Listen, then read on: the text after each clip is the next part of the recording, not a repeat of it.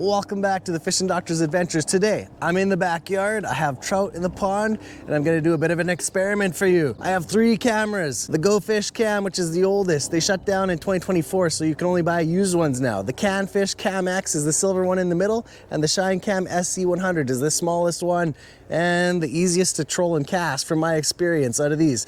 But today, I'm not trolling or casting them, I'm just gonna let them hang below floats. I put these cameras on floats. I'm just using empty water bottles with some line tied around. These 3 cameras are gonna show up in this video footage today, but we're actually gonna show you how trout relate to chironomids, how they respond to them, how they bite them. I tried 8, 12, and 3-pound line, see if it makes any difference. All the chironomids have been clipped, so there's no hook on these chironomids. There's 2 chironomids hanging below each camera. On these days when I put these cameras down there wasn't really many chironomids hatching, so I wasn't sure how the fish would be responding to the chironomids, but they still got really excited to see these chironomids hanging there. I got some great underwater footage, and I'm gonna show you several different things that I picked up just watching these trout. So let's go hang chironomids, let them dangle, and see how the fish respond to them. You're really gonna like this, stick around, it's interesting.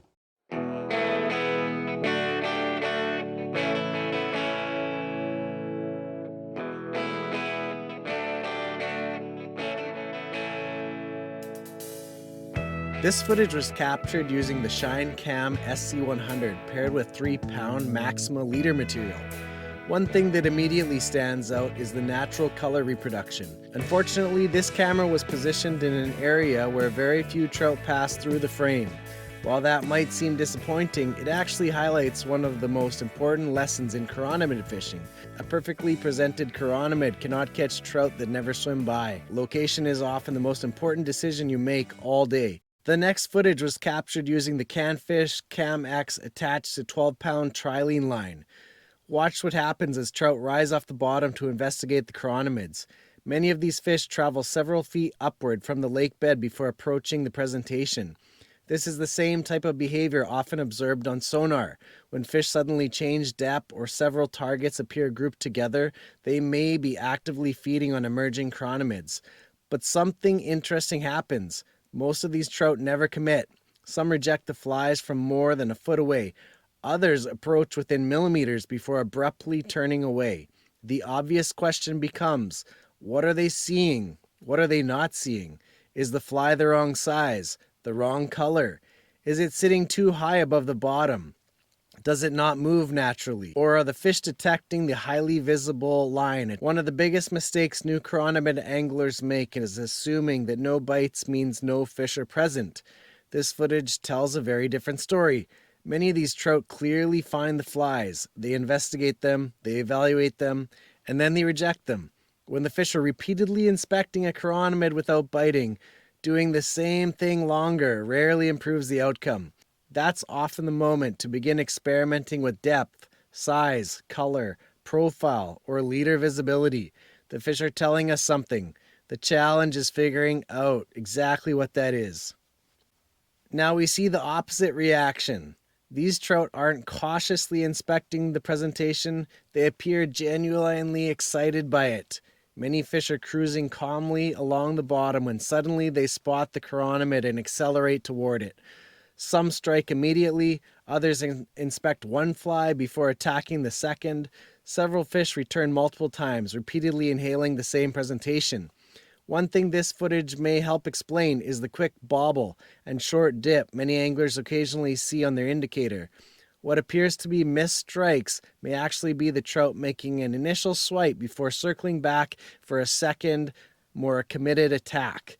Several fish in these clips strike a fly, move away briefly, and then return almost immediately for another look and another bite. Because we rarely see this happen underwater, many anglers instinctively set the hook or reel in to check their fly after a brief indicator movement. Sometimes the better choice may be to wait it out. The fish may not be finished. Perhaps the most surprising observation is how quickly the trout can change their attitude. A fish can appear highly aggressive and fully committed one moment, then completely lose interest the next second. Seeing these rapid shifts in behavior helps explain why chironomid fishing can sometimes feel so unpredictable from above the surface. The final category of behavior is perhaps the most frustrating. These fish simply swim by. No inspection, no follow-up, no obvious reaction. Most remain close to the lake bottom and continue on their original path without even acknowledging the chironomids. One possible explanation is depth. If the flies are positioned too high off the bottom, some trout may never notice them at all. Rather than being rejected, the presentation may simply be out of their sight and their preferred feeding zone. This highlights another common chironomid mistake. Many anglers assume fish are seeing their flies. In reality, they may never be looking at the fly in the first place. The final footage was captured using the GoFish camera. The first clips show the presentation using 8-pound line before transitioning to 3-pound Maxima leader material. The difference is immediately noticeable. The heavier line remains visible on the camera, while the 3-pound leader becomes remarkably difficult to see. What's even more interesting is the fish behavior. Unlike many of the earlier clips, these trout often approached aggressively, repeatedly striking the flies and returning for additional inspections. Some attack one fly and then immediately move to the second. Others strike multiple times before finally losing interest. Another important difference is presentation depth. In these clips, the flies are positioned much closer to the bottom. The trout no longer need to rise several feet to investigate them. Instead, the chironomids are presented directly within their natural travel corridor.